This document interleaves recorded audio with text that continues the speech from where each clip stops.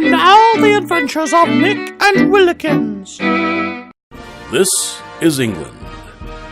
Actually, that's a lie. We're really getting off on the wrong foot here. I don't want you thinking that I'm one of those unreliable narrators. No, this is not England at all. This is, in fact, a barely coherent caricature of England perpetrated by two men who have never even left North America. Consequently, the game you're about to play will almost certainly be riddled with inaccuracies, anachronisms, and bad accents. Like truly terrible accents you people don't even want to know. Anyway, they dragged me out of retirement to tell this story, and I'm not about to waste my extremely valuable time defending the ill-conceived choices of its writers. So, moving on. This is England. And this is the ancestral home of the wealthy and powerful Nick family, currently presided over by its last surviving male heir, young Nick of Nick Hall. Assisting Nick in the extremely complicated business of washing and dressing himself, along with the general maintenance of Nick Hall itself, we have this man. He answers to the name Willikins, but his young master has called him so many other things. Willikins is also one of the last of a dying breed. A breed of dedicated manservants tirelessly devoted to the well-being of their assigned charges, no matter the circumstances.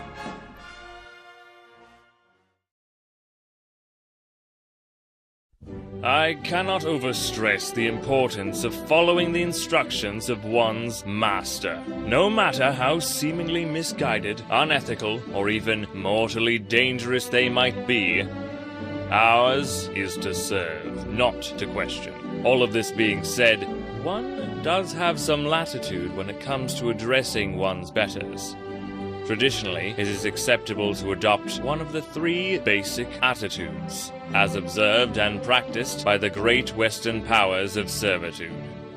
The first, and one to which I must admit a bit of bias, is the British method, which stresses politeness and civility. This method is kind without being overly familiar, good enough to sustain an empire of nearly 1,000 years, so certainly good enough for the likes of you.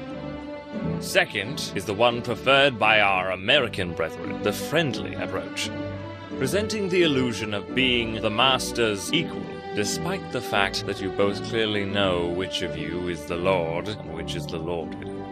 Finally, there's the aggressive method, typically employed by our old friends, the Germans. No great surprise there, while obviously not advocating outright hostility towards the master. It does emphasize the notion that even the most noble among us may, on occasion, require a bit of helpful prodding.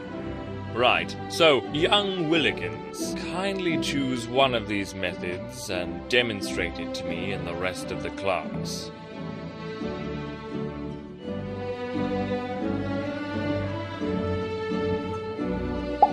I'd be more than happy to demonstrate it for you, my friend. While I personally find this an utterly reprehensible way to compose oneself, this is indeed a correct application of the friendly American method. Mr. Willikins, you'll make a fine manservant someday.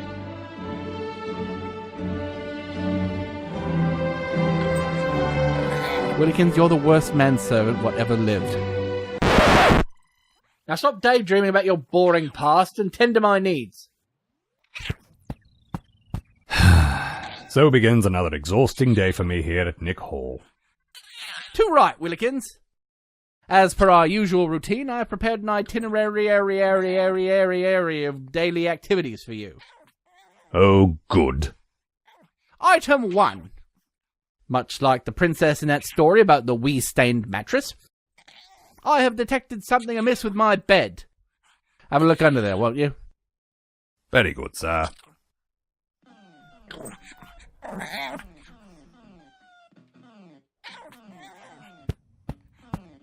Ah, so there is something under here.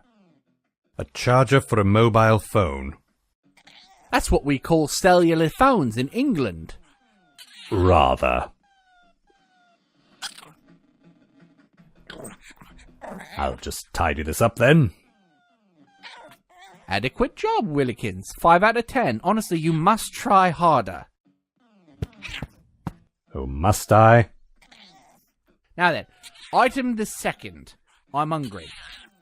You're mungry, sir? Hungry, with an H.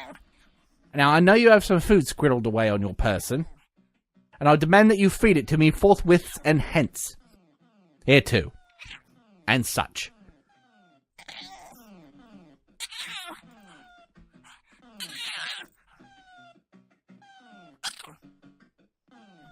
I'm not sure why I bother. He'll inevitably reject this and any subsequent offerings, no matter what they are. Sums up my existence rather neatly, I suppose. Pizza, hamburger, sir. Cool, that old thing, you made me that yesterday. It's rubbish. Bung it down a loo. Of course, sir. That'll be the first of, no doubt, many then. Willikins, have you flushed that stale munch? Not yet, sir. I'll see to it, post-haste.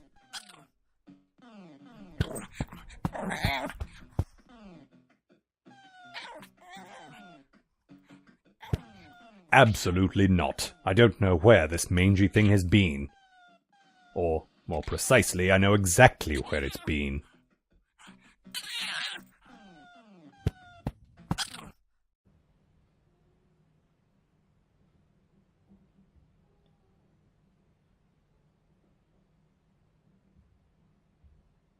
Bit of a reach, don't you think?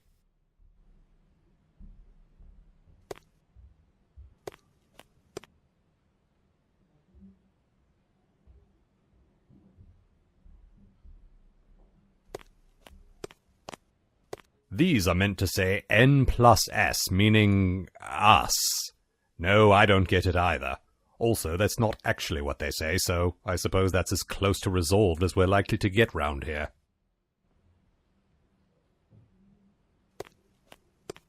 This is a device for cleaning French bums. It's criminally underused.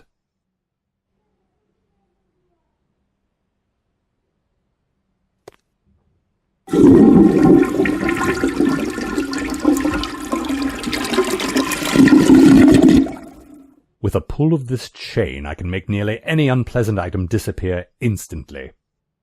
If you were a real butler, you'd flush yourself.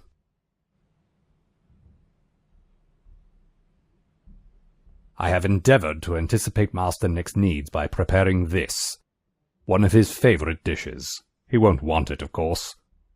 But one must go through the motions, mustn't one?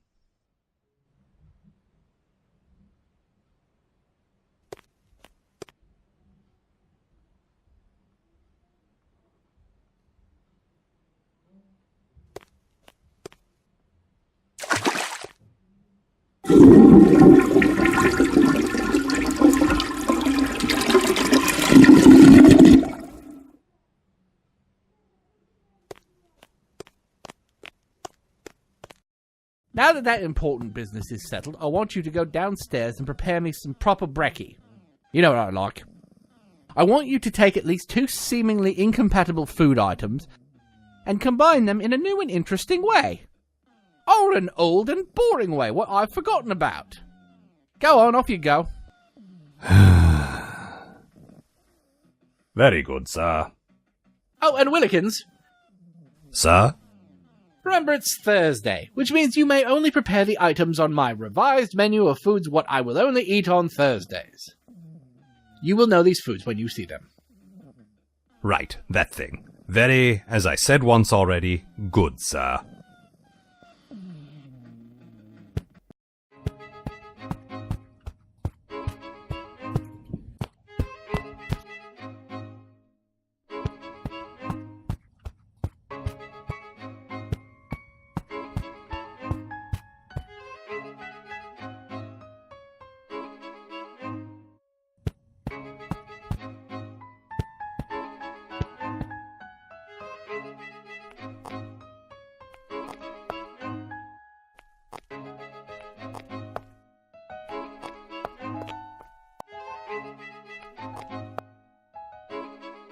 This magnet lists the telephone number for emergency services, which, here in England, is 999.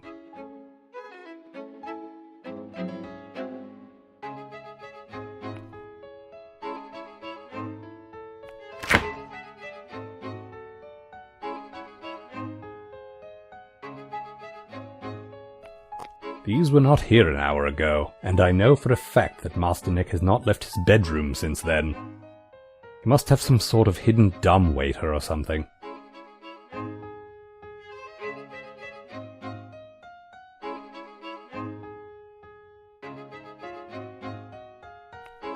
Could be worse. Could be chocolate smoothie. Ugh. Master Nick's Thursday menu does indeed allow for this particular ingredient.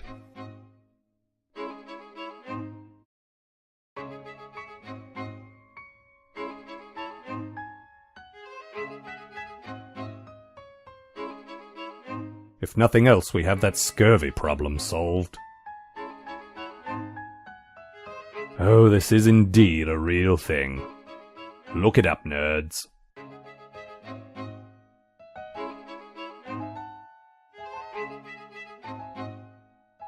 Fresh from the, as it were, teat. Not even the 16th most disgusting food item in this house. Some cultures might look at an animal's organ and deem it inedible.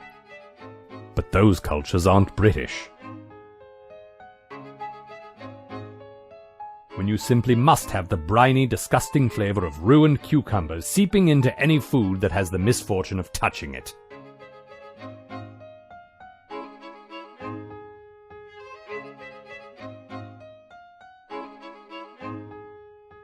Everything in here, no matter how disgusting it may appear to an outsider, is a completely viable culinary option for any self-respecting Englishman.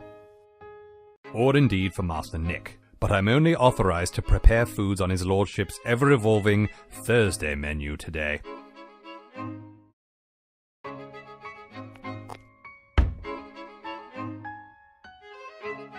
These are just biscuits. They've nothing to do with digestion.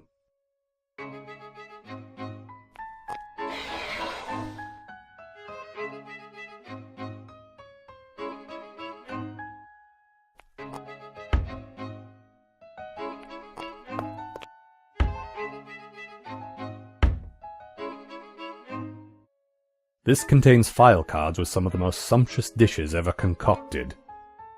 I've never once opened this box in all the years I've worked here.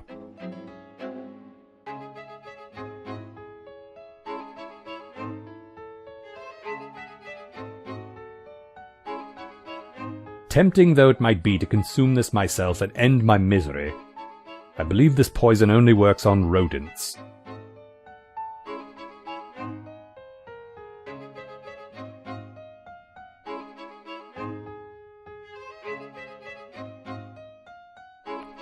Inspired after a trip to the bank, Master Nick insisted that we have this knife secured to the counter to prevent it being stolen. It's probably best if he doesn't know about all the other items around the hall that I'm carrying around with me at any given moment.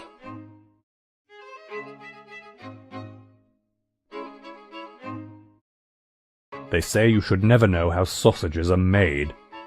Given that making sausages is among my duties, I can assure you, you do not want to know.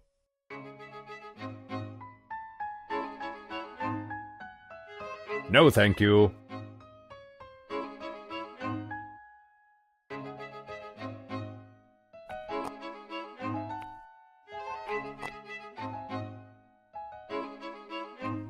He's dead and his eyes are closed, but I still feel like he's watching me.